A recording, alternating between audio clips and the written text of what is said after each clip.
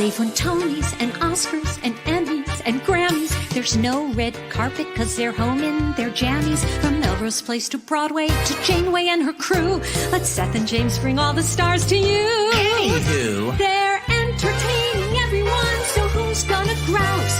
Just sit right back and you'll hear some tales on Stars in the House.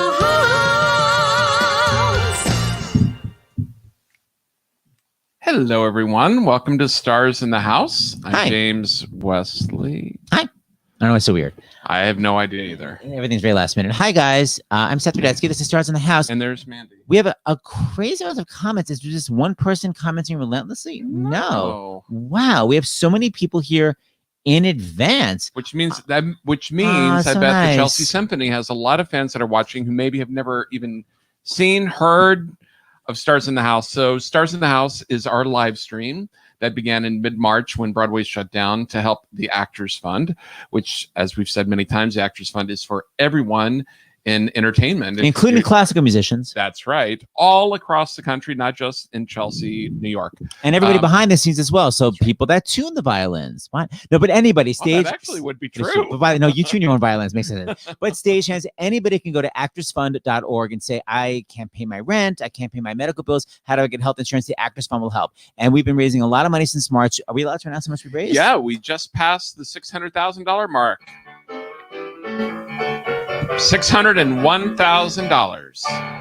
So yeah, we raised over $600,000, and tonight we're going to dedicate our fundraising to the Chelsea Symphony. And all y'all have to do, there's a link right there on the bottom, chelseasymphony.org/donate. And you may go, why would I donate to them? You're going to find out why, because you're not just a symphony, but they do some amazing outreach, and we've got a classical music alive. Which, by the way, Yes. David put on there that you can still forward your receipt you get from Chelsea Symphony and send it to donations at starsinthehouse.com. And if you forward your receipt, Right. we're gonna get it, and then we'll read it out loud, maybe and we might maybe even set it to Wong or music. Caroline Ray will read it out loud. Exactly. We'll read your donation with a classical theme, so it's going to be worth it. So forward your receipts to donations at starsinthehouse.com. Wait a minute, what? These guys seem super wholesome. We're so not. We're both trash talking. I'll tell you who isn't. She's jealous. We haven't given her a lot of attention today, so now she's starting up at places. Of course. Okay, so here we go. BJ, no, not 6,000, 600,000. BJ, 600,000 we've raised since March. Yeah, but that would not be good if we had only raised 6,000. We raised $1 a day. that would not reflect well on us at all. By the way, we half the time we forget to ask you to like, subscribe, share this live stream. And I know that just sounds like babbling, but it really makes a big difference. So subscribe to the channel because it's a really great way that we can get big stars. We go, look how many subscribers we have. Like this particular, if you like this particular video, it helps algorithm, so it'll come up if someone types in like fun talk show. And also follow us. Just like the more we have, the more we can get big stars. Mandy, you cannot bark this. All right, why don't you deal with Mandy, and I'll take care of a few things before we bring on our first guest. So a couple of things. One, David put up merchandise because I ordered some merchandise because now we have merchandise thanks to Jen Weiss for Stars in the House, and it does take a little while. I got so many of these things. I really couldn't stop. I can't say out loud how much money I spent on merchandise because Seth is here, but it's quite a bit. Why? What would happen? I get mad. No, but you'd be shocked. I don't care. It's all amazing. I want it all. Oh my gosh, the number of things. So and the money all goes to charity. That's Who cares? right, all goes to charity. But I also had to do expedited shipping in order to get it here ASAP. In time for Hanukkah. Hanukkah already began last night. So I know. Too little, too late. So anyway, the merchandise is great. Ordered that. We have a special surprise that we can't. It's not Stars in the House related, but it is James and Seth related. There's going to be a big announcement. So watch our social media on Monday. Yeah, Monday. We have a big social justice, nonpartisan, Let's amazing. just say it definitely coincides with early voting, which does begin in Georgia on Monday. And Seth, I didn't tell you this, not to bring everyone down, but it is reality and it is facts that I talked to a good friend of ours who's in on this big announcement that's coming on Monday. Yeah. And I've been actually dealing, I'm going to talk to LaPook about this and break, dealing with. Hold on one second. Okay, well, you can go to the side. Dealing with my own depression about everything going on, and basically our friend was telling us about what's going on in Georgia. And I don't know if you've heard, but robocalls have been going on, basically saying that if you voted in November, your vote carries over to this election. You don't have to vote, or because they've cut down on the early voting sites, that where you have to vote where you voted in November or in early voting, that you have to go there. So, I mean, there's a lot of misinformation, aka lies, that have been going on. So, Fair Fight, we love, and our project that we're working on, that's going to come out on Monday, and big announcement. Watch for that. Seth, I don't know what you're doing, but why don't we bring out on to do donations because we have that stupid that's all right. We'll figure that out. Don't worry. That's what I was doing. Yeah. But I think we need to bring on our first guest because. He is the reason why we are all here. Stop, Bagel. I'll handle it. Bagel snuck out of the room and he's burrowing. Get the hell out. Go fix that. Please bring on Aaron Dye. Hi, Aaron. Hi, Aaron. Hey, go Bagel. Bagel's supposed to be on full bed rest and he's a nightmare. All right, so Aaron Dye, we need to discuss. I'm going to keep doing this Joan Rivers style. We need to discuss how the Chelsea Symphony began because it's a brilliant idea, and I want to say it began 15 years ago, but you tell me. No, you're right. It began 15 years ago. Wow. These two guys named Miguel Campos Neto Miguel and Yves Siegel met up, and they tried to figure out. By the way, there are these young up and coming conductors and violinists, and well, they were young. Go on. And I just realized that I described them as if they're dead now. But I know. Why? Sorry. But no, they're very much alive and they're doing well. But they discussed.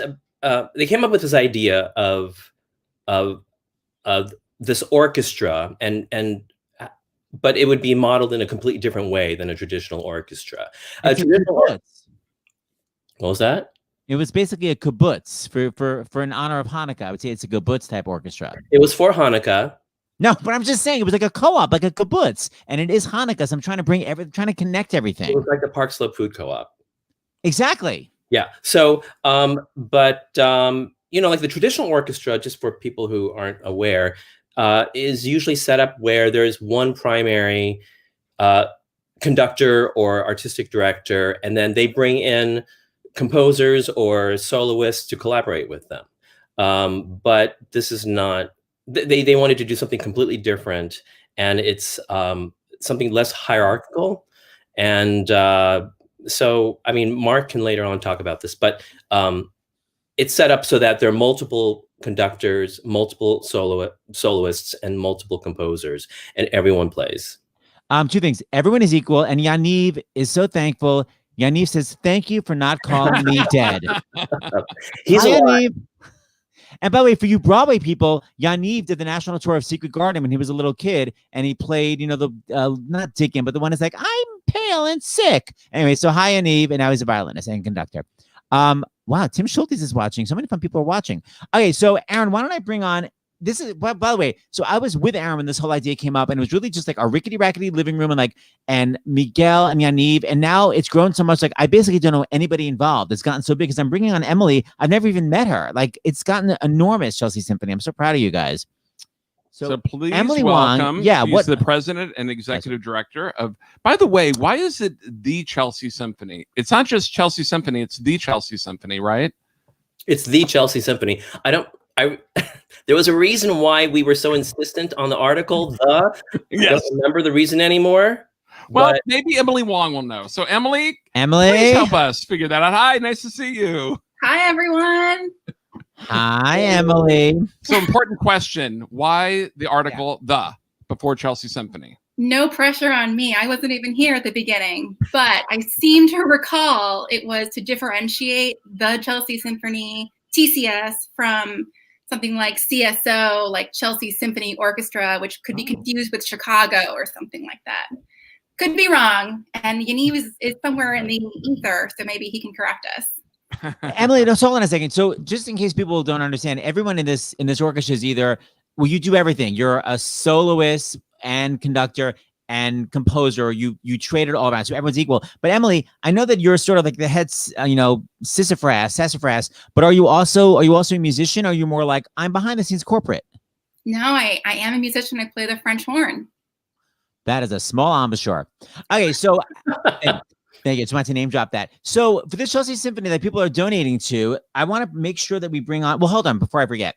It's not just this orchestra that like was sort of created and like no one ever heard of it. You guys like got a gig on Mozart in the Jungle. Like you became like the Mozart in the Jungle. How the hell did you get that? Did you all have to go to an audition? What the hell? How did it happen? I honestly have no idea. They found us, and it was a lucky coincidence. So we shared the New York Symphony credit with another orchestra, the Westchester Symphony, I think. And we just comprised the orchestra that was on the show. Were you actually there? Were you in the orchestra when they were filming? Were you one of the people that was there? Yes, I was this close to Gael Garcia Bernal. Can we just 2 minutes of dishing? Can we discuss his quote unquote conducting? It was literally this. Da da da da. Da da da da. Like, did anyone just go, can I give you a 2-minute conducting lesson? No one like thought to maybe help him out? Go. Well, Matt Aubin, who's also going to be on the show, he did help Gael with his conducting. Personally, I thought he was a master, and he could be my maestro any day. I'm not talking about being dreamy. I'm talking about literally da da da da. All right. Anyway, James. So, Aaron and Emily, for people who are watching, who this is their first time to hear about the Chelsea Symphony, what normally is going on this time of year? Having been in Chelsea a number of times, is it usually like the first Friday in December? Friday, Saturday in December? Yeah. Yes, it would have taken place last weekend, and of course, COVID, so none of that. So explain to everyone what normally happens this time of year and why it's so important. It's the happiest season of all, and in Chelsea, we have our annual holiday concert. We normally perform 7 concert series a year. This would have been our 15th season, and every year our program changes, but some things stay the same. One of those is Sleigh Ride, which is conducted by the winner of the previous year's silent auction. So last year it was Dev Janke, and he did Devin he was just on the show a couple nights ago. I remember he conducted. He was so proud. I missed it, but he was amazing. He by far one of the best. And then one of the other traditions is of course the night before Christmas that Aaron Dye wrote 15 years ago, and we've just been performing ever since. I want to make sure everyone stays tuned because we're going to premiere the brand new version tonight. Every year it's live, and it's always with a amazing narrator. And so Aaron wrote the orchestral part. There's always an amazing narrator. It began with Aaron. Who were the ones that it began with? Anna, is that right? The first narrator was Richard Kind. Hilarious. And he actually did it twice. He's the only person to have done it twice. Who else has done it? Anna, Rachel Dratch, Andrea Martin, Annie Golden. Wow. Victor Garber, David Hyde Pierce, Mario Cantone did it last year, Caroline Ray, B.D. Wong, Mo Rocca. I'm missing Seth Rudetsky. Well, that was the only year you could get me. The superstars only do it once. Right. People like Richard Kind twice. So wait a minute. So unless you covered it in the 30 seconds that I was out, and it was, by the way, it was Mandy, not Bagel, that was in the bag. Do not blame my dog. Your dog. It was Bagel. But in case I missed it, how did Night Before Christmas begin? Right. Did you always know that? Did you know from the beginning it was going to be an annual thing? Like, what's some of the history about it, Aaron? No, not at all. So the very first season, the board approached me and they just asked me, would you write a piece for our December concert? And it was not even really considered like a holiday concert. It was just the concert that month. And it was our very first season. And I said, of course, yes, sure. But it was terrifying because it would have been like my second attempt to write a piece for orchestra. Like I'd only written one piece for orchestra before. Wow. And I basically had like a month and a half to do it. So it really just a month because, you have to set aside a chunk of time at the end to kind of just prepare the score and all the parts so each musician has something that's legible and everything's coordinated. So I really just had 1 month to write it, and it was terrifying. But then it became this annual tradition. And by the way, just on a side note, you sent this great picture. The Chelsea Symphony is not this little, like, it's not a quartet. I mean, look at all the people that are in. How amazing is this? And like they said, you trade off either being a soloist, a conductor, or a composer. So you get to always be, it's very like a co-op, like the Park Slope co-op. You always get to be a leader. Aaron, you sent a clip. This is not the official one. We're going to see the actual debut tonight at the end of the show, which is amazing. But you said it was your favorite narrator, a Seth Rutsky, doing Night Before Christmas. So here it is. I wouldn't say it's the best quality, but you can tell the acting choices are. Yes, James? No, go ahead. Play it. Uh-huh. Here we go. Here's just a little bit, a smattering of the brilliance.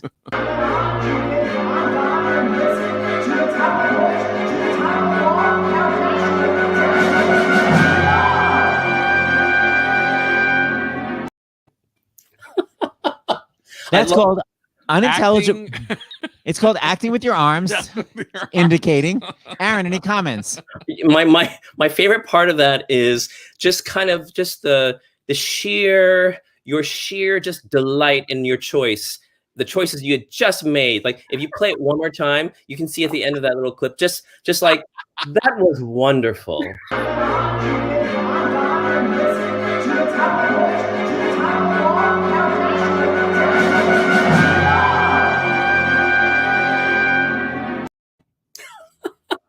It's a bunch of energy, Seth. A lot of energy. You better cut.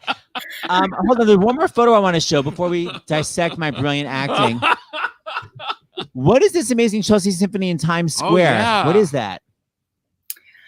Oh, that was so like Mozart in the Jungle. We get asked to do all kinds of crazy things. So that was a promotion for the BBC America show Blue Planet 2. With a score by Hans Zimmer and his crew. And part of the orchestra performed on, I think, what was the coldest day of the year in January a couple years ago. And there was this beautiful screen with the imagery playing behind the orchestra, and they were just playing part of the score. It was gorgeous and freezing. Now the thing is, we want you guys to donate. They're not this orchestra that like has these crazy contracts with the city. They're very scrappy, and they also do a lot of outreach. So I'm going to bring on Mark to talk about some of the outreach and why it's important that you guys donate to keep classical music alive. So Mark Cito. Hi, Mark. Hi, everyone. Mark. Hey, Mark. Mark, you're not related to my friend I went to Oberlin with 45 years ago named Faith Cito, are you? No relation. And let's move on. Okay, so why should people be donating to Chelsea Symphony? Talk about some of the outreach you guys do. And Mark, are you artistic director? Is that right?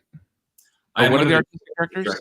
So, right. Again, in the spirit of us being a very kind of flat and Park Slope food co-op organization, we share a lot of the sort of administrative and leadership responsibilities. So Matt Aubin, the other current artistic director, will be joining us later in the program. Okay. Go ahead. So you were asking. Yeah, I'm curious about the outreach you guys do. By the way, Dev Jenke, who conducted last year, had the nerve to say that I was basing my hands on Cassie from A Chorus Line. Dev, I actually created those hands. Nana McKechnie copied me. Let's move on. I didn't realize you were that old. Go ahead. Okay. Continue. You married it. All right. So, Mark, why should people be donating? Sure. So, well, I would say that, first of all, our mission at the Chelsea Symphony is to radically democratize the concert experience. And there are a number of ways in which we do this. One of them being by programming music that really sort of speaks to the world that we live in. One of them is through the sort of cooperative structure that Emily and Aaron have already talked about. But the other part of this is that we really try to remove a lot of the barriers to accessing great music in our community. So one of the ways that we do this is to have a pay-what-you-wish model for all of our concerts. So we never turn anybody away who can't afford to go to see some of the other orchestras in town. But the other part of this is that in the last couple of years, we have been doing a wonderful program in collaboration with the New York City Department of Correction. And that's obviously a population there in detention that is very much underserved. And to be able to go and provide music for detainees has been a really wonderful experience for all of us. And my colleague Matt will be able to speak about that program in a little more detail later on. So pay what you wish. So you have people just standing in front, and when people walk in, they just drop whatever they want into it. and then you guys just like hope for the best? Sure. So we have, suggested donation for the folks who can afford to pay $20. Great. But, a lot of the musicians who play with us are in school. They're students. Their friends are in school. They don't have a lot of money. And so if they come and they, pull out a crumpled dollar bill, that's okay. Or if they don't have anything to give, that's okay too, right?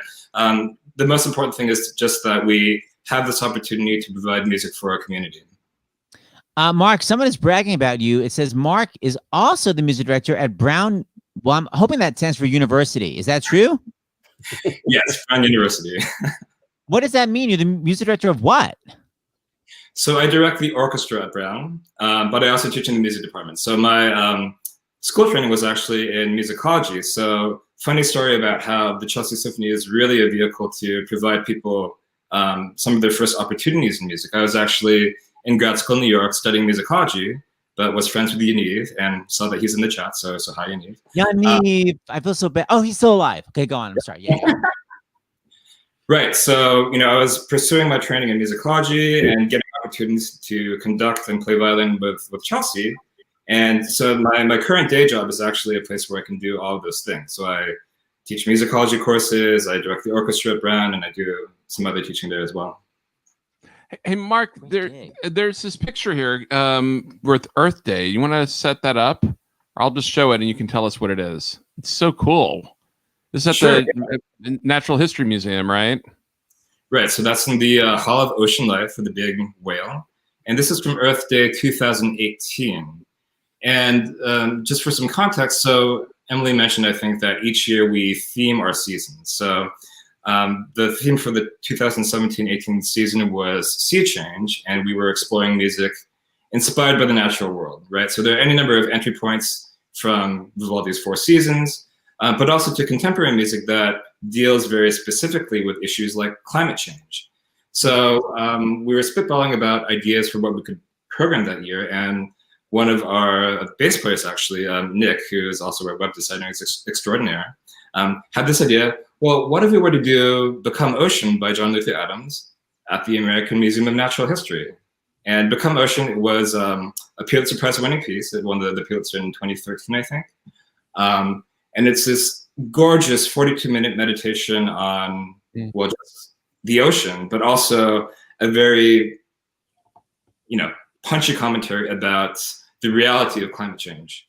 So to be able to perform that piece in that space and have John Luther Adams there, and to do that with some other music that was nature themed, was just an amazing experience. Wow. Look at that. That's so God, cool. You guys have been everywhere. Well, Mark and Emily, thank you so much for joining. Aaron, you're going to stay on because we're about to bring on B.D. Wong, one of the narrators you talked about. So, Mark, thank you so much. And Emily. Thank you, Em. Thank you, Emily. So you're saying one of the narrators. I prefer to think of him as my competition. Oh my God. Please welcome fellow narrator. We were both up at the same gig, and apparently he got it that year, Mr. B.D. Wong. Hello. Hi, Hi, B.D. B.D. Hey, Beatty. I don't. Was Seth before me or after me, Aaron? He was after. Of course, you're first. Of course, I was first. Well, the hands, though, I wasn't surprised about those hands too. I noticed those hands. Because we had just been watching those videos, you and I, Seth, and so that whole hand thing was on my mind. But anyway. Yes. Thank you. So, BD, what was it like for you? I love doing that before Christmas with that big orchestra next to me. What was it like for you to have that big symphony next to you? I loved it. I loved it because every once in a while, I'm lucky to have an experience that is outside of the box. We do a lot of benefits and one night things.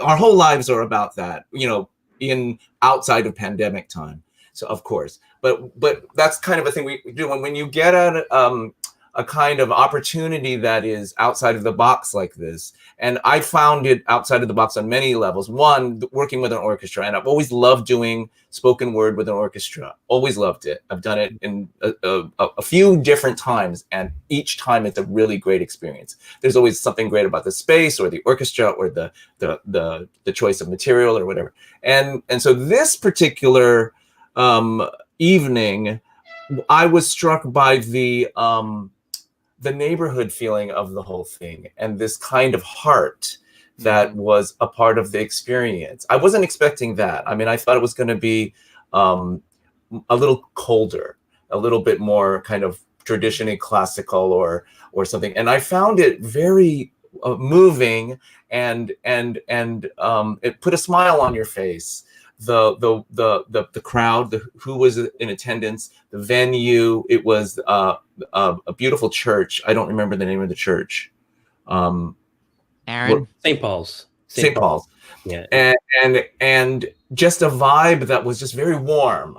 And so it was perfect for the holidays. Everything, everything came together in a way that was just wonderful. And then I remember feeling challenged by I felt that that's why Seth, one of the reasons why Seth was so good at it. It really does require a certain musicality to kind of understand the way that you've adapted it and scored it, and so that you can punctuate it properly and get the hits right and everything. And so it's terrifying because there's not a lot of rehearsal. And so you're just, and you get one chance to do it. So you're really wanting to try to get it as right as possible. So I found that fun. I liked that. Aaron, are there certain notes that you give direction wise when a new actor or celebrity comes in each December? I usually say, just don't fuck it up. No, I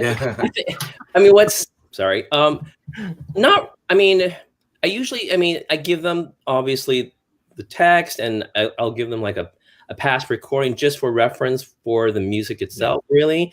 But it's really up to them to kind of just figure out how they want to do it.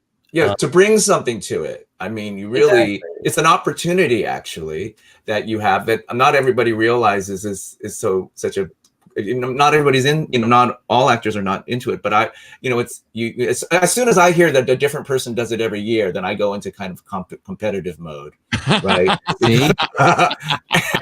And you want to be not remembered necessarily, but you do want to give the, presumably a lot of your loyal audience has seen it every year and enjoys it every year and compares people or whatever. And it's not only about the competition, it's about kind of just making something fresh.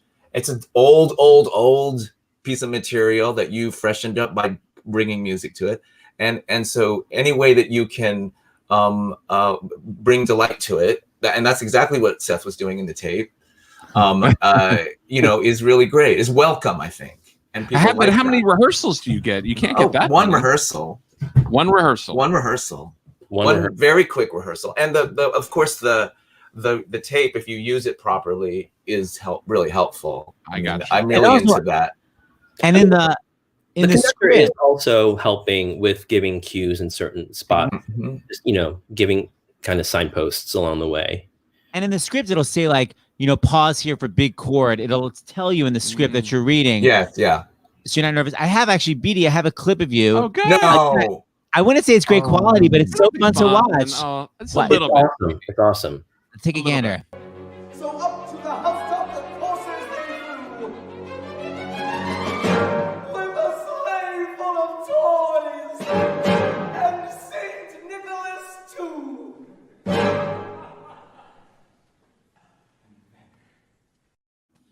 Oh my God. fun. Well, okay. I don't know what I think I was doing my best Patrick Stewart. That's what I think. I was doing Picard. I think I was doing Picard, actually. I was just missing the choreography I gave you. I think I told you both. I know. It's both hands. Yeah, I know. Sorry. Well, maybe there'll be another chance. And then said this was part 2 that was also that night. Oh, this was right? another. Yeah, this is the other Later- Christmas later song on- you did later that on that night. evening? Love this song.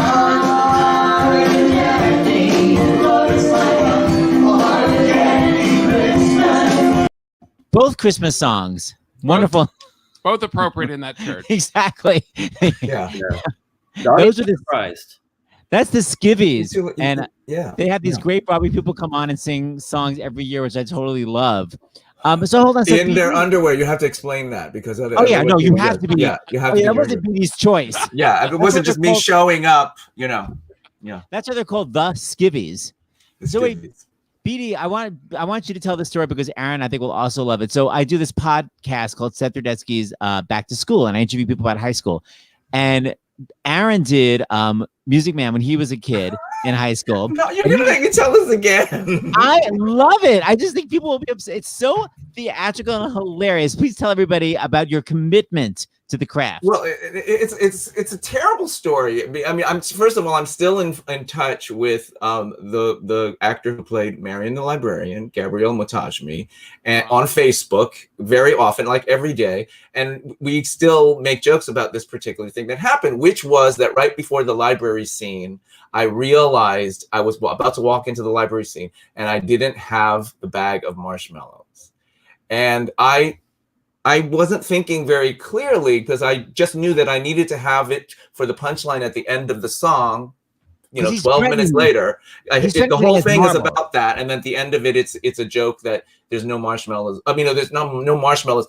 There's no marbles in the bag, but there's marshmallows in the bag. So I'm supposed to have a bag of marshmallows, and I went running around backstage looking for the bag of marshmallows, and I lost track. I mean, I just was so motivated to get out on stage with the bag that I just let it take as long as it took. I mean, it must have been like 4 minutes of her just kind of stamping books in the center of the stage with nothing else happening at all, while I went around, and it was just kind of going dun, dun, dun, dun, dun, dun, dun. And you know, we didn't have the best orchestra, and it.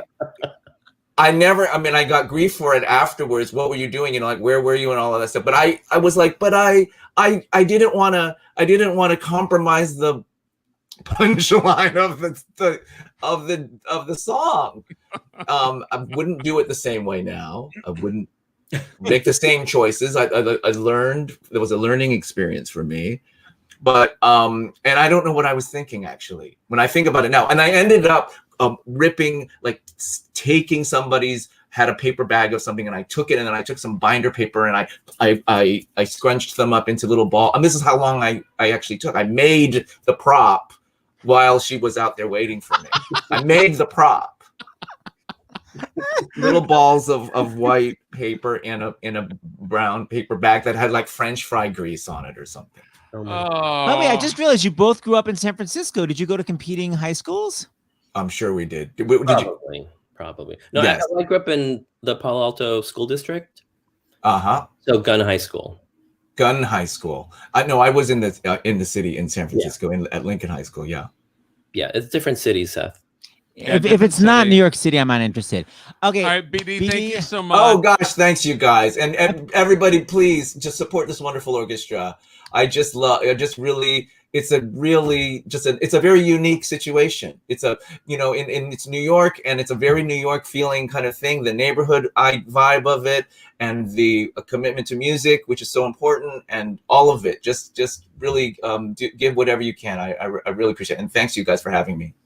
And everyone, BD, we can't say it right now. The secret, the big secret. That's right. I know the secret, and BD's part of that secret. Yeah, and then afterwards we'll have a story to tell about that because I have, there's a story but from the other night. It's another show. Yeah. All right. No. It's just we just can't tell it now because we can't tell what it is.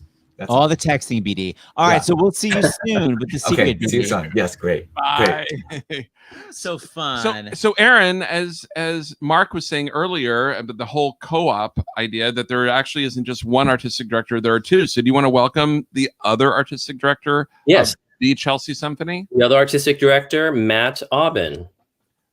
Hey, Matt. Hey, what's going on, guys? Hi. I'm curious, Matt. What does an artistic director do? What does that mean? I mean, a big part of it is actually like plotting out the whole season. And, Mark mentioned that we start with a theme. And so that theme usually leads to what are these like kind of anchor pieces for each of our second halves. And then, because of our model, we have this really difficult puzzle to figure out of where do we put all of our soloists and our new compositions and everything, like where do they go in the mix? And some of it for us is like dependent on, okay, like this second half piece uses a smaller orchestra, so we're going to program concerti that that use smaller orchestras and things like that, or this one uses a harp, stuff like that. So it's all kind of trying to figure that out, but that's a big part of our job and it takes a long time. Seth, take over for a few minutes. I have to go let our dogs out right now barking. because I hear a lot of barking, so I don't mean to be rude. Take over. Sure. By the way, Mrs. Claus, I see you. Hold on, you'll see in a second. But hold on, Matt, everyone in this orchestra plays in the orchestra. Like Aaron plays piano, and then his feature is being a composer. Right. So what's your instrument? So I'm a horn player. So is that cool? Not French horn, you mean trumpet? No, I mean French horn player. I mean, actually, so it's really dorky, but the official name in the International Horn Society is without the French at the front of it. Okay, I'm going to have to not comment on that. It reminds me of why Oberlin gave me a headache when I went. So you're a horn player, and then what is your feature? Are you a horn soloist, or are you also a composer? No, I'm a conductor, and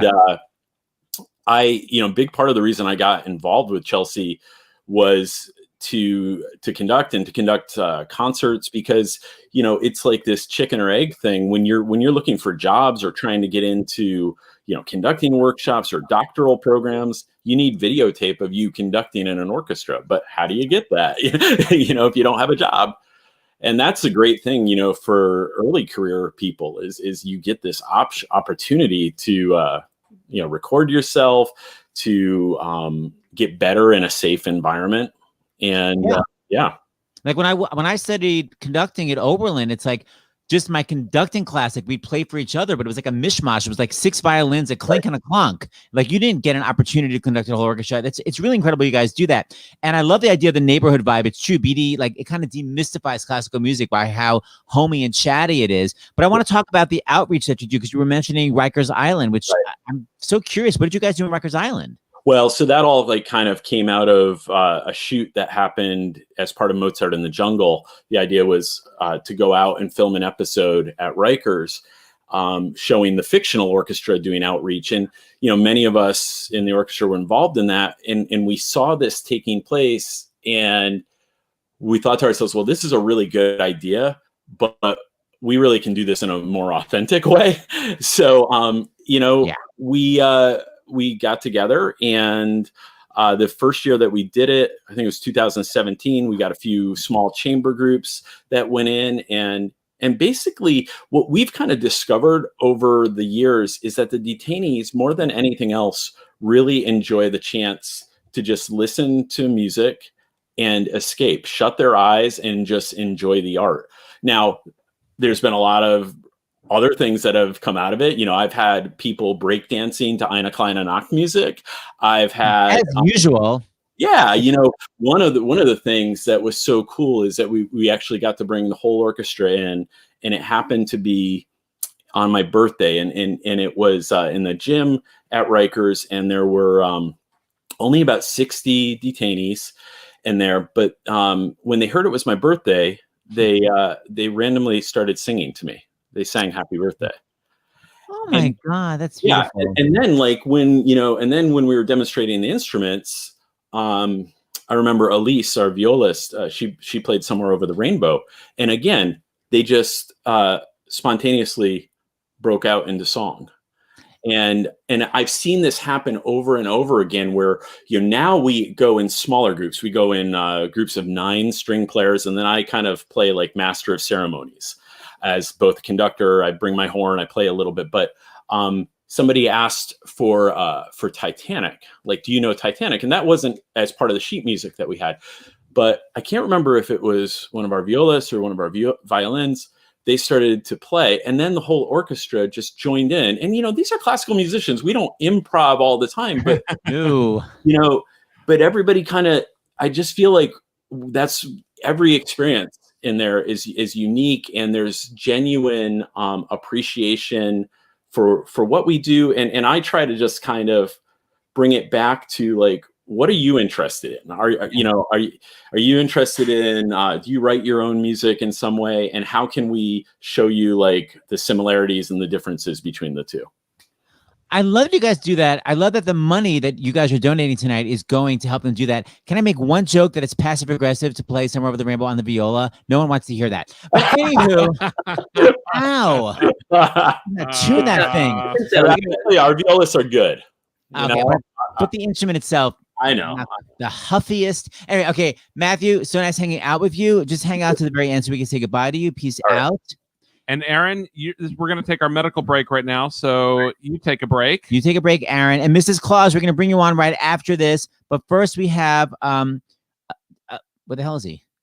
Oh, we have a great doctor. I don't know. Let's see. I think they're having computer issues. Hold on. Hold on. We have Dr. LaPook. Are you here? It's fine. I think they're having issues. They're having a computer. So should I bring on Mrs. Claus? So bring on Mrs. Claus for a minute. And then we'll bring on Dr. LaPook. So here she is, Mrs. Claus with Mrs. Claus Jr. Hi, Caroline Ray. Hi. I'm here with Stella. You look so cute. I'm going to bring on your composer, Aaron Dye. So Aaron, your break lasted all of about 20 seconds. We'll bring on Dr. Look who's LaPook here. Hey, Caroline. Hi, Aaron. Can I just tell you? I'm not kidding. That was one of the highlights of my life during that reading. I'm not kidding. It was so moving. The music, I was so impressed by how beautiful that orchestra was. I felt like just the rhythm of the words. I will never deliver them as well unless accompanied by a symphony, which is what I clearly need to perform at all times. But I'm not kidding. It was a great honor and gift that you did that for me. And it was the best Christmas ever. Oh, you were wonderful. You were wonderful. And what are you going to say? I suck now after I gave you that? No, it's the truth. No, you're before, after, and during. So can I just say that, and this, I found out this was so Caroline. So before the actual concert, the orchestra was finishing up some like last minute rehearsing upstairs. And after the concert, normally we have for that holiday concert, we have a big reception downstairs in the same building, and there's food and wine, and there's a silent auction, and it's a lot of fun. But before the concert actually began, I went downstairs looking for Caroline because we just had to figure out some logistical stuff, and I found her in the kitchen preparing hors d'oeuvres. No one asked her. She was just she's like, I'll help you guys do this. But Caroline, were you preparing them for yourself? No, Seth. Oh, okay. I am an ex-caterer, and they needed some help. But thank you. I love that. I love that. That's such a Caroline Ray thing. That is very Caroline Ray. She is so great with doing charity. And then, Aaron, what was the after you were going to say? The after? Oh, no, no one asked her. She just put herself on food prep duty. I loved it. I'm not kidding. I love you. I think that whole organization is so amazing. I'm sorry that it's not happening right now, but it'll be even more beautiful when we get to hear it again. I cannot wait to hear live music again. Wouldn't that be wonderful? We're going to show it at the end of the night. Not Seth, but other people. Caroline, I can hear you, first of all. I'm sorry, what? No. We're going to show the newest version tonight, which was recorded, but it's beautiful. And they have an actual narrator with some acting chops, John Lithgow. So with some acting chops. Well, you know what I'm talking about. How many times is John Lithgow going to beat me out for a job? Okay. World according to Garp, this close. It just reminds me very quickly that I was once up. Okay, who was the woman who starred in Damage? She's a British actress. Remember with Jeremy Irons? She's so not beautiful. Eileen Atkins. No. Hold on, we'll look in the comments. Someone will know who's starring in Damages. Not Glenn Close. No, I know. No, not the TV series. The movie. Yeah. With Jeremy Irons. I'm looking. Anybody know who's starring in Damages? The movie. I'm looking in the comments. I just see a lot of laughing out louds, LOLs. Okay. Right. Continue. Yeah, people think it's funny. No, the point is that the lead of that movie and I were up for a movie. It was down to the two of us. And honest to God, my mother never laughed so hard in her entire life. She's like, I'm sure you're going to get it. Anyway, if you knew her name, it would make the story that much better. I don't even know what made me think of this. Okay. Oh, there it is. Oh, yeah. Oh, Caroline. Caroline, it's your double, of course. Where the hell is she? Julia Binoche. Is that Julia Binoche? Yes, that's... You always up with the same role as her. All right, Caroline, we love you. Thank you for stopping by. I love you guys. Where am I making a donation tonight? You don't have to make any donation, but if anyone... I want to for the symphony. So what are we doing? Are we doing it for... Where do I do it? You do it chelseasymphony.org/donate. I will be doing that right now. Merry Christmas, Happy Hanukkah, all holidays. Lots of love. Bye. We love you, I Caroline. think we got it just in time because I don't know. Did you see? She just froze suddenly. Well, no, that David texted and said that she was on the same. Because remember Richard Kind and how he was on the show the other bad day, Wi-Fi. and he was staying in the guest house of Caroline. So I think we lucked Just caught her. out. All right, we've got a family affair. Aaron, take a break. We've got a medical. Okay, Dr. Lapook, are you ready? Wave if you're ready. Okay, so now, Aaron, you can take your break. All right, please welcome Dr. John Lapook and two special guests, the Lears. Hi, it's Kate Lear. It's John Lapook's wife, Kate Lear, and Norman Lear, the dad. But wait, and also a Zoom call with my nieces and nephews who are Jesse Pasternak, Sam Pasternak, Michael Diamond, Nicole Diamond, and Rebecca Siegel. Trying to look in order. So this is a first. This is truly. It's not the entire family, but it's a family. Oh, and it's a Zoom within a Zoom, and that top one. Zoom. Now, don't be confused. There may be some bending of the space-time continuum involved here, which could make things seem weird. But could also make this historic. Definitely historic. It could be historic. This is historic because this is our last night in California after 1 month and change of 2 weeks. The first 2 weeks we were quarantined so that we could then come inside his pod and hug him up, which we've done. Wait a minute. Norman Lear, why can't you move to New York? There you go, Dad. Because we're in production, or will be in production. He has a whole career here. He does. He has another 2 more shows just got picked up. Believe it or not. Can you say which shows? By the way, I've never been cast less in a show, but keep going. I'm furious. It hasn't been announced yet, but 2 shows have been picked up, so I can't mention them. All right, well, stay tuned. So he's not moving to New York because LA is where he'd rather stay. Zaza. Well, Lapooks. That's like show business. There you go. You start first some coronavirus amazing news, which was yesterday. I listened to the entire 9-hour FDA advisory committee meeting, which was really something.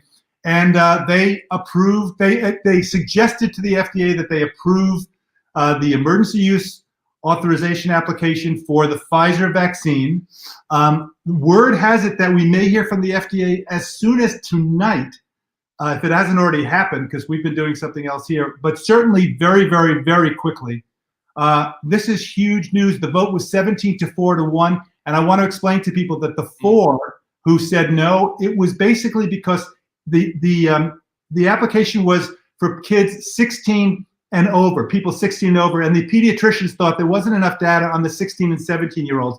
Nothing bad has happened, but it was just too few. They said, they're not in the first group anyway. Why don't you just wait and approve them later? But that would have taken too long to redo the whole thing. So they approved it for 16 and above. Don't worry about the 4 negatives. And you did hear probably everybody about the 2 severe allergic reactions for the healthcare workers who were in London. And we've heard some more details about this.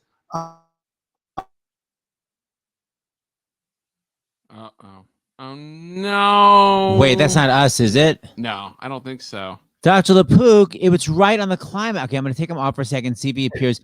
Oh, it looks good. Here we go. Looks good now. Pfizer has said, people have asked, does this apply to people with food allergies? And they're saying that people with food allergies are not at increased risk. It's not that they're immune, but they're not at increased risk. They're saying for now, anybody who's had a severe allergic reaction to a vaccine to not do it, for now. But they've got to examine, they got to figure out what were they allergic to. Remember, this is a brand new vaccine, messenger RNA. What are the ingredients in there? They got to figure that all out. But it's all good news. They really less than 1%, like 0.63% of people had severe, sort of serious side effects in the placebo, in the vaccine group versus like 0.51% in the placebo, so just a little bit extra. So it looks like it's very safe. It certainly seems to be effective at 95%. So as soon as I'm able to get it, I am going to be first in line, or whenever my turn is. I'm not going to jump the line. Well, and obviously there's are a lot of questions. You go back to your family. Yeah, go back to your family. We've got a lot of questions. But I'm about gonna, Norman Lear's new show. But I'm gonna send you, because Seth and I have always been inspired by Norman Lear and your social activism. This country would not. I'm speechless. So we're going to send you what our surprise is, because it is all about social justice. You're so gonna flip out. I'm gonna go to the side and send it to you. I'm gonna send it to John so you can hear it. You're gonna flip out when you see what we're sending you. So you guys enjoy this. And before you bleep us out, my nieces and nephews, or my nephews, nieces and nephews, say goodbye.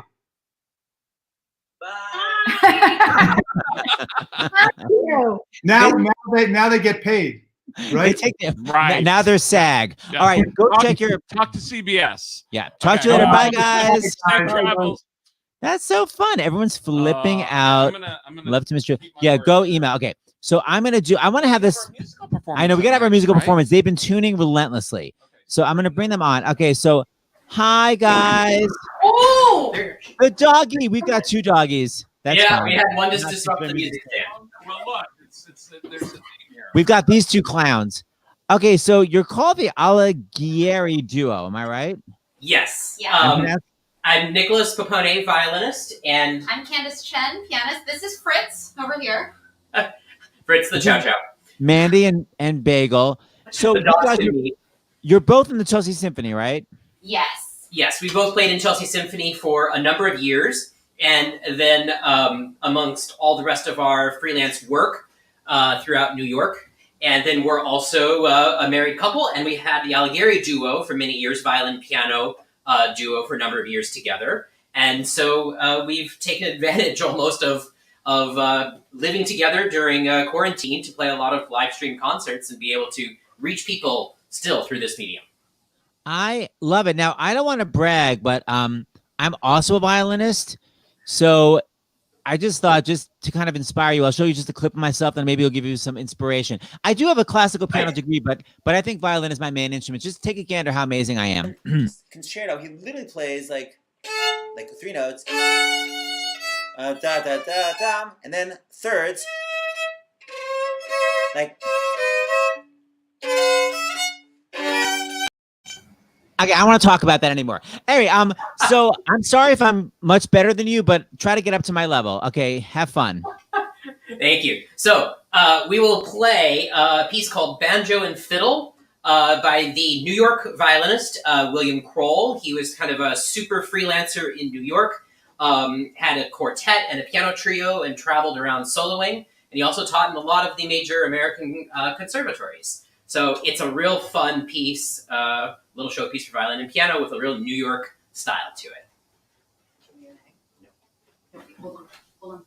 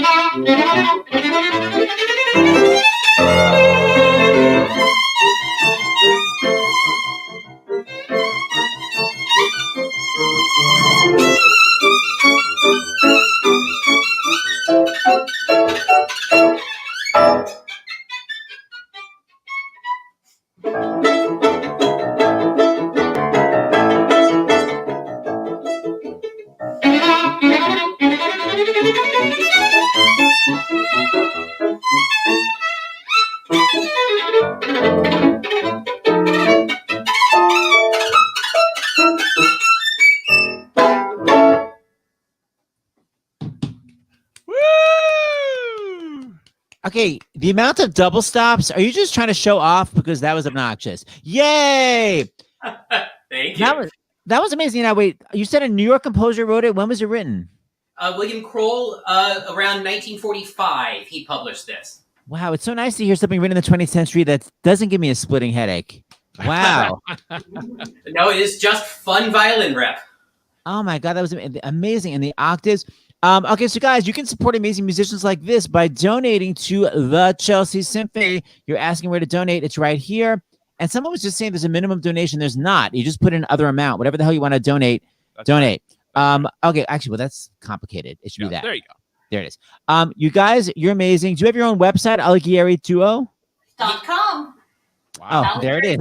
.com. That's it. And does the Chow Chow have a website? He should, but he does have his own Instagram. What is it? At Fritz Fluffers. Fluffers? Fritz Fluffers. FRITZ FLUFFERS. That is hilarious. He's the bull in a china shop. Thank you so much. So nice meeting you guys. Bye.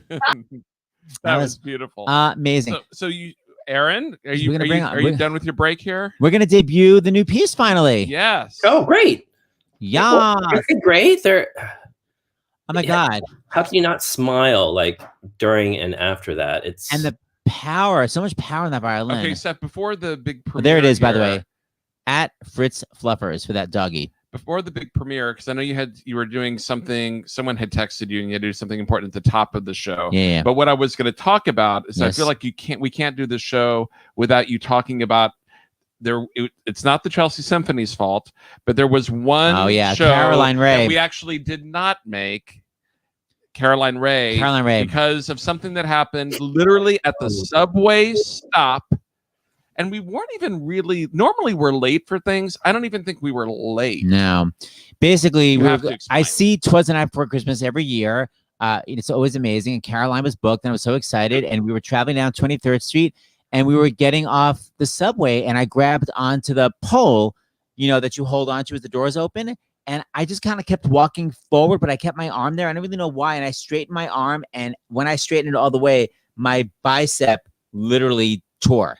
And did it snap or snapped? I guess it broke. Did you hear it? I felt it. I felt a pop in my body. And we got off at 23rd Street, and I was like, James, something happened. I wasn't like screaming with pain, but I was I think you sat down on a bench. Sat down. And I knew when you sat down and we weren't like going right to the church to go see the show that we were not going to be seeing it that night. Holy cow. And it was like we weren't that late, but it was like 10 till 8 or whatever. I mean, I had to go to urgent care. And then for anyone that has it happen, if you don't get surgery, like basically right away, you lose they're like, you can play the piano, you can play with one finger from now on. I was like, I have to get surgery. So I had to get surgery like just a couple days later. Yeah. And now still got it. But it was a nightmare. I'm not saying I blame you, Aaron, but I don't have health insurance. And I would love you to cover some of that. We'll talk after. That's not my fault. We'll talk after. Basically, the donations for tonight are going to my Bicep fund. Right. Okay. But then I looked it up and it was like, happens to most, like something like it only happens to men that are over 40. I was like, son of a so devastated. So rude. So Aaron, let's we know what this is going, we know what the piece is. And it's introduced. The conductor talks about how they do it. But so because I actually haven't seen it. I wanted to wait and watch it tonight. But is it set up, Aaron, of like when you came up with the when did you decide that you needed to go online, that you were not going to skip this year? Oh, right. That's like that sort of thing. Actually, I'm glad you asked that question because the person who actually came up with the idea to do it this year was our conductor, Ruben Blundell. And he's kind of the mastermind of the whole video project. He's the conductor for the piece. He basically spearheaded the whole. He had a little team also working with him on the editing. I mean, if you consider how many individual performances had to be recorded from individual homes and then all put together in video form, both, the audio had to be balanced and it's also not one of those pieces like most songs you can just like set a tempo with a click track and then just send it and they play off of that. This like stops and starts, the tempos change, there are big pauses. It's not like your typical it's not a pop song, for example, where you can just go and then it ends at some point. So it had to be, they all had to play based on a conducting video that Ruben created for everyone. And, Emily just texted that it was Kiwi Callahan that did the video editing, and the extra audio editing was Spencer Carter. And you'll hear how hard it is. It's not a piece that's in 4/4. I'm like, I really can't believe it was put together. I only watched like a minute of it, so I haven't really seen it. Oh, good. And the narrator is the amazing John Lithgow. And by the way, I once called him, when I first met him, I was like, Mr. John Lithgow. And he was like, it's Lithgow. And I was like, really? Why does it have a W? And he was like, why does rainbow? And I said, touche. So anyway, it's Lithgow. Aaron, any comments before we watch this? John was amazing. He was so, he was like, yes, I would love to do it. He's out in California right now too. So like this was all started, I think, in September when it was still warm and sunny. And it's, a lot of musicians know about this, where, you have to start preparing material for the holiday season in like September, and it's a little surreal, but he was just such a good sport and just so generous with his time and talent to help us with this. I'm so excited to watch it. Okay, so everybody, this is 'Twas the Night Before Christmas. Aaron's you composed it and you orchestrated it too, right? Yeah. Yas, Queen. Yay. Okay, and it's Here's John the Lithgow. premiere. Everybody enjoy it. Don't forget. And one more thing. And there's a little intro that Ruben gives before the actual piece begins, just to kind of give you a little background. And if you're loving it, by the way, this is where you donate to keep this orchestra going, man, because classical music, they've been on hard times for a long time, and then you add COVID, and it's like, come on. Okay, so here we go. Everybody, please enjoy 'Twas the Night Before Christmas. Yay. Hi, I'm Ruben. The Chelsea Symphony has been a musical home filled with many friends for the last 10 years. Aaron's musical telling of A Visit from St. Nicholas is a touchstone for the orchestra. Author Clement Moore's Manhattan country estate called Chelsea was subdivided into the Chelsea neighborhood. This imagined story is set where we play. Each holiday concert, we perform it with brilliant guest narrators connected by Aaron. In July, I stopped by St. Paul's, our normal venue. I wondered about a virtual performance. I knew it would need generous contributions from at least 45 musicians, organizational wizardry from personnel manager and cellist Alicia Fury, and collecting hours and gigabytes of video, each needing synchronizing down to the frame, about 1/30th of a second. It's also a challenging piece with many dynamic, tempo and meter changes. It'd need a new kind of click track. I used Premiere to line things up, and friend of the orchestra Kiwi Callahan joined the project recently with advanced editing skills in Adobe After Effects. It was a thrill to learn that John Lithgow, whose work I've long admired, would be our narrator. So, we did it. I'm glad to be a part of this and congratulate everyone on its success. Thank you.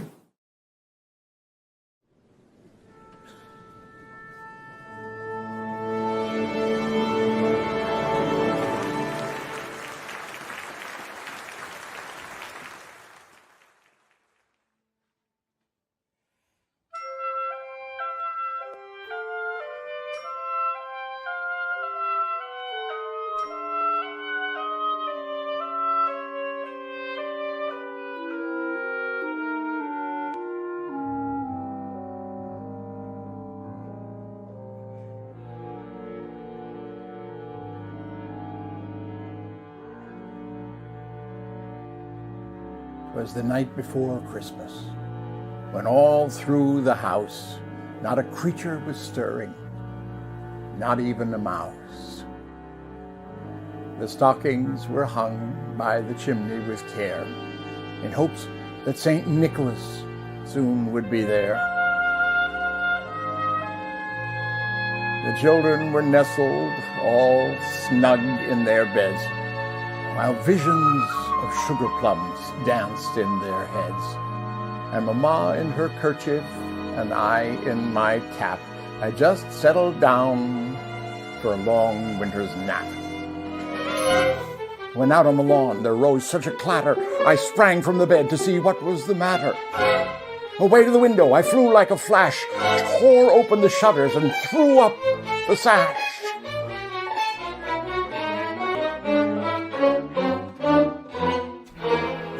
On the breast of the new fallen snow gave the luster of midday to objects below.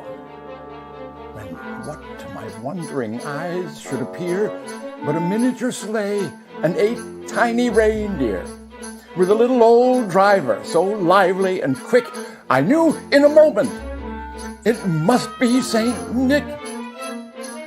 More rapid than eagles, his coursers they came, and he whistled and shouted and called them by name. Now Dasher, now Dancer, now Prancer and Vixen, on Comet, on Cupid, on Donner and Blitzen. To the top of the porch, to the top of the wall, now dash away, dash away, dash away all. As dry leaves that before the wild hurricane fly, when they meet with an obstacle, mount to the sky, so up to the housetop the coursers they flew, with the sleigh full of toys, and St. Nicholas too.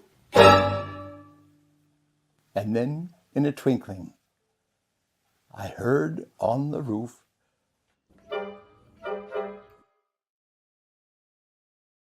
the prancing and pawing of each little hoof.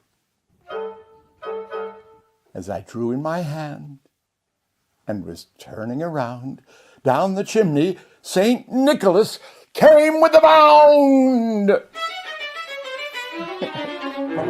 He was dressed all in fur, from his head to his foot, and his clothes were all tarnished with ashes and soot. A bundle of toys he had flung on his back, and he looked like a peddler, just opening his pack. His eyes, how they twinkled, his dimples, how merry, his cheeks were like roses, his nose like a cherry.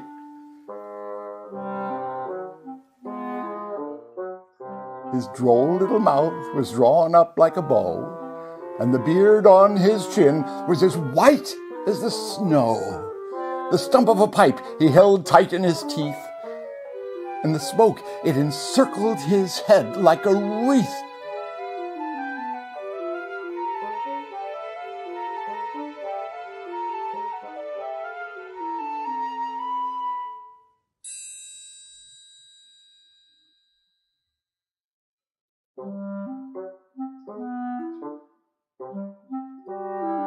He had a broad face and a little round belly that shook when he laughed like a bowl full of jelly. He was chubby and plump, a right jolly old elf, and I laughed when I saw him in spite of myself.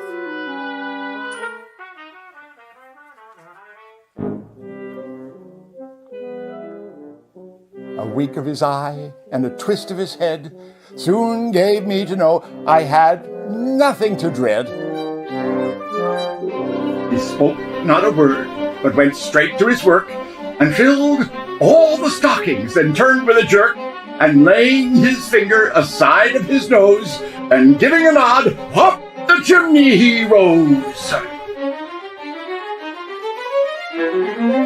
He sprang to his sleigh, to his team gave a whistle, and away they all flew like the down of a thistle. But I heard him exclaim, ere he drove out of sight, "Happy Christmas to all, and to all a good night!"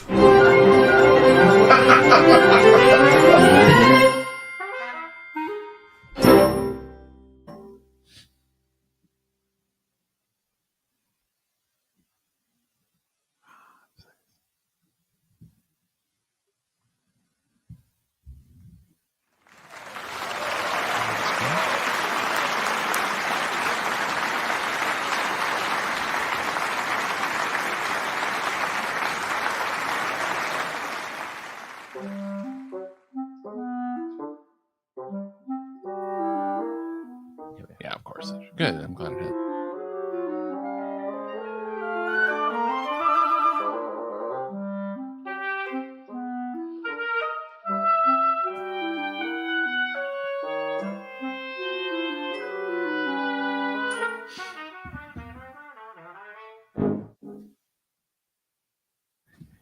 Yay!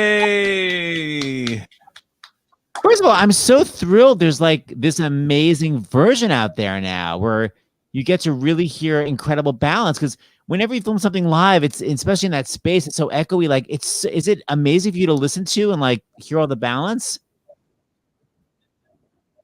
Oh, absolutely. I mean, you can hear everyone, and you can see everyone. It's really cool. You can, I know, you're it's like so right fun. there. You're right, because you never get to get close-ups of everybody. I love that he was wearing Santa Claus was wearing a mask, which is hilarious. He was scared. He didn't want to infect his violin. But it's so, we always talk about how bad COVID-19 is, but it's also given birth to all these amazing creative things. And you never would have, I think, had this amazing video if we weren't in a pandemic. So it's like now you have this beautiful video out there. Now everyone can enjoy it instead of just the people that come that one night. Now it's out there.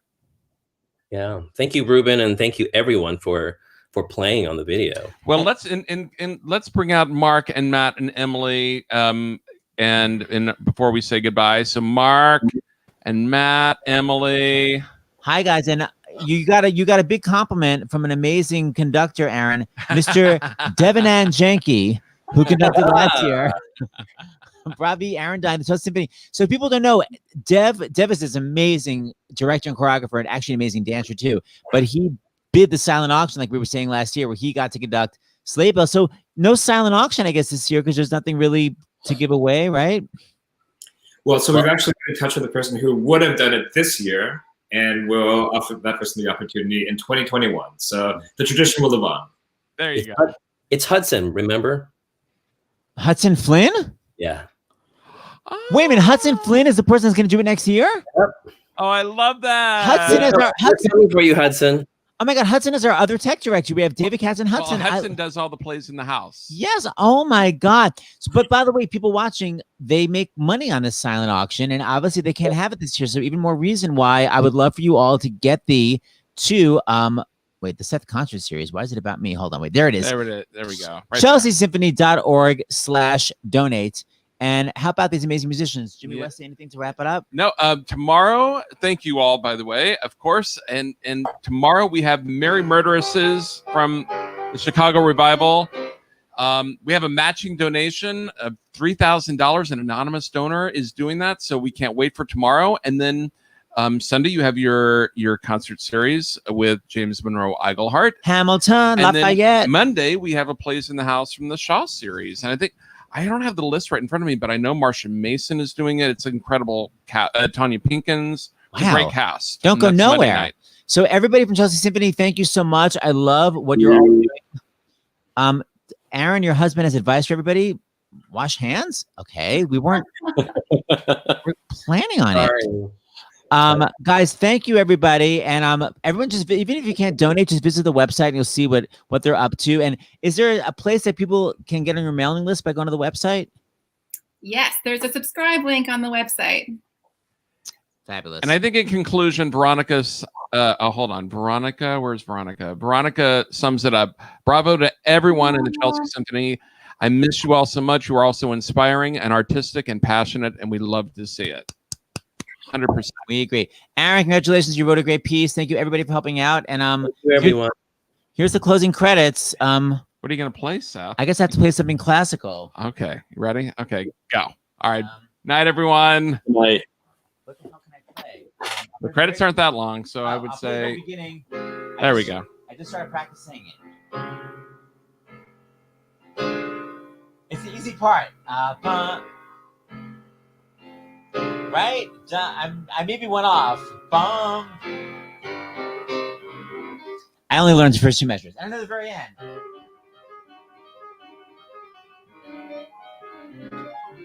Not really. Aaron, anything I can play that's easy? What the hell do I still know? I know